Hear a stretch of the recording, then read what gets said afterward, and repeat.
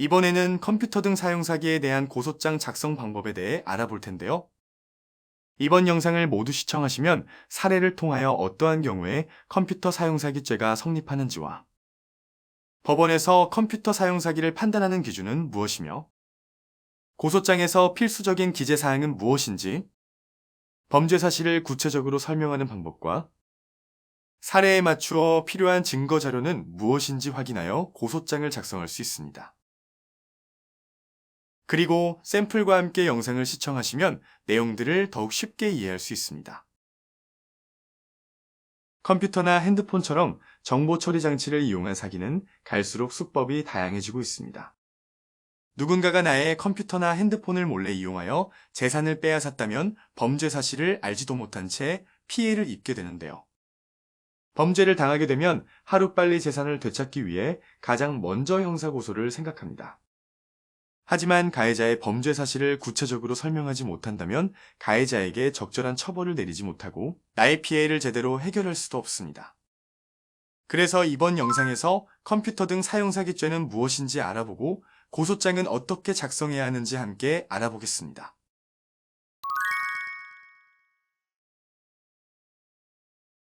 서울 구로구에 사는 30대 박모군은 3년 넘게 공무원 준비를 하고 있는 취업준비생입니다. 그에게는 5년 동안 교제한 여자친구 나무양이 있는데요. 나무양은 공무원 준비로 생활비가 여유롭지 못한 박모군을 물심양면으로 도우며 그의 수험 생활을 지지했습니다.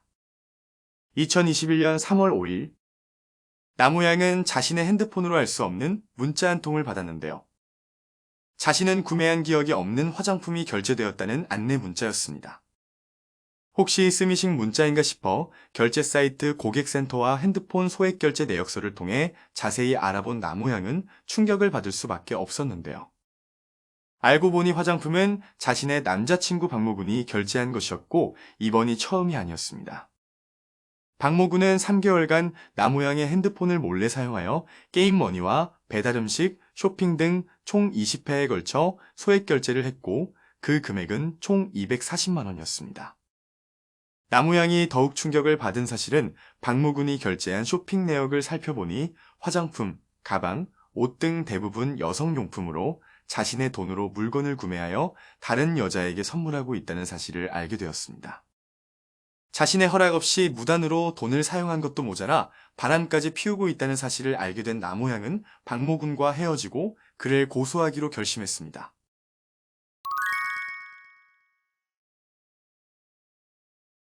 이번 사례처럼 박모군이 나무양의 핸드폰을 무단으로 이용하여 금원을 취득한 행위는 형법상 컴퓨터 등 사용사기죄에 해당합니다.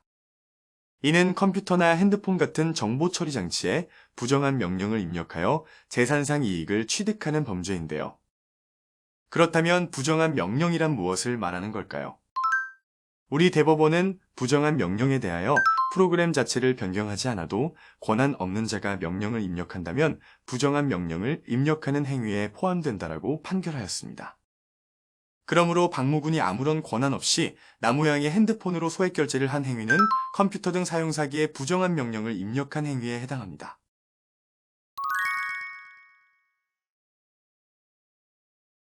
그럼 위 사례에 맞춰 고소장 작성 방법에 대해서 살펴보겠습니다. 우선 고소장이란 범죄의 피해자 또는 고소할 권한이 있는 사람이 범죄 사실을 수사기관에 고소하기 위해 제출하는 서류입니다. 쉽게 말해 범죄의 가해자를 처벌해달라고 요청하는 서면인데요. 그렇기 때문에 고소장을 작성할 때는 가해자의 범죄 사실을 구체적으로 기재해야 합니다. 먼저 고소장을 작성하기 위해서는 아래와 같은 순서로 목차를 설정합니다. 고소인이란 고소를 하는 사람으로 고소인의 신분을 확인할 수 있는 사항을 기재합니다. 피고소인이란 고소를 당하는 사람, 보통 범죄 가해자를 말하며 피고소인을 특정할 수 있는 사항을 기재합니다. 이번 사례에서 피고소인은 고소인과 5년간 교제해왔던 연인 관계로 피고소인의 이름과 연락처만 알 수 있었는데요. 피고소인의 인적사항을 전부 알지 못한다면 우선 알지 못하는 사항은 불상으로 기재하고 연락처 같은 특정한 정보로 피고소인을 특정할 수 있습니다. 그러나 특정한 정보조차 전혀 알지 못한다면 수사기관에 진술하는 과정에서 피고소인을 특정할 수 있는 방법을 찾아야 합니다. 고소 취지와 관계 법령은 피고소인을 어떠한 법령에 의하여 고소하는지 그리고 이로써 피고소인의 처벌을 구한다는 취지를 기재하는 항목입니다. 그러므로 이번 사례는 형법 제347조의 컴퓨터 등 사용사기죄 법령을 기재하였습니다. 범죄 사실은 본격적으로 사건 발생 경위에 대해서 기재하는 항목입니다. 그리고 피고소인의 범죄 행위를 설명하는 부분이므로 고소장에서 가장 중요한데요.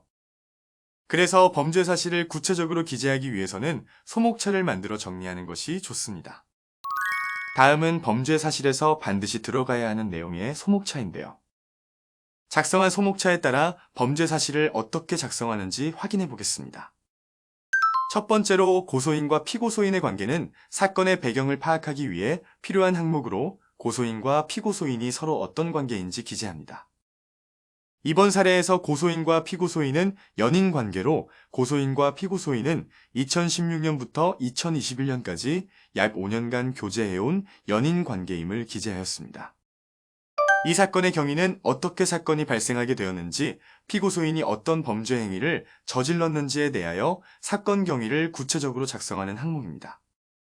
이번 사례를 예로 들면 고소인이 출처를 모르는 소액결제 문자를 받은 사실, 소액결제의 출처가 피고소인임을 알게 된 경위, 피고소인이 지난 3개월간 권한 없이 고소인의 핸드폰을 이용하여 재산상 이득을 취한 사실, 그리고 고소인이 고소를 하게 된 경위를 시간 순서에 맞춰 기재합니다.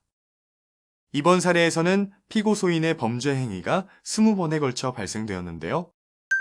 컴퓨터 등 사용사기의 경우 피고소인이 고소인의 권한 없이 휴대폰을 이용하여 결제한 모든 행위가 각각의 컴퓨터 등 사용사기죄에 성립합니다. 그렇기 때문에 여러 번에 걸쳐 발생한 범죄는 모든 범죄 행위를 상세하게 설명하기 위하여 각각의 범죄 사실을 육하원칙에 맞춰 기록한 범죄 일람표를 이용합니다.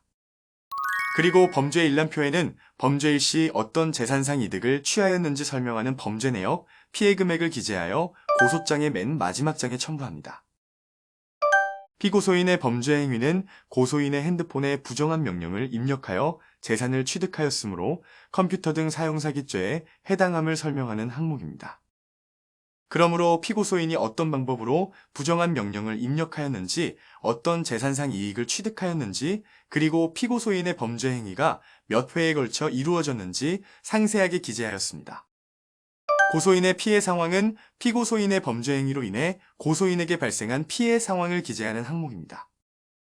피고소인의 범죄 행위로 인해 발생한 경제적 손해는 피해 금액을 함께 기재하여 얼만큼의 손해가 발생하였는지 기재해줍니다. 그리고 결혼까지 약속한 피고소인에게 범죄를 당해 억울한 사정은 탄원서에 상세하게 기재하여 피고소인의 엄벌을 구할 수 있습니다.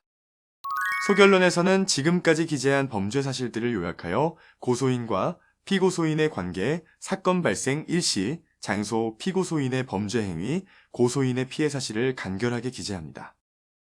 그리고 마지막 결론에서는 피고소인을 엄벌에 처해달라는 취지를 기재합니다. 증거자료는 피고소인의 범죄 사실을 입증하기 위하여 반드시 필요한 자료입니다. 이번 사례에서는 고소인이 피해 사실을 알게 된 소액결제 문자 메시지, 피고소인이 3개월간 소액결제를 이용한 내역이 담겨있는 소액결제 내역서, 피고소인이 취득한 금원으로 구매한 물건들을 다른 여성에게 선물하며 바람을 피우고 있던 상황을 보여주는 SNS 사진을 각 증거자료로 제출하였습니다. 증거자료는 각자 상황에 맞는 자료를 수집하고 제출하는데요. 이번 사례처럼 피고소인의 범죄 행위가 담긴 결제 및 이용 내역서를 제출한다면 피고소인의 범죄 행위를 가장 잘 입증할 수 있습니다. 고소장을 다 작성하였다면 고소장을 관할경찰서에 제출해야 하는데요. 이 사건의 경우 피고소인 주소지소제의 관할경찰서에 접수하면 됩니다. 그러나 피고소인 주소지를 모른다면 고소인 주소지소제의 관할경찰서에 접수합니다.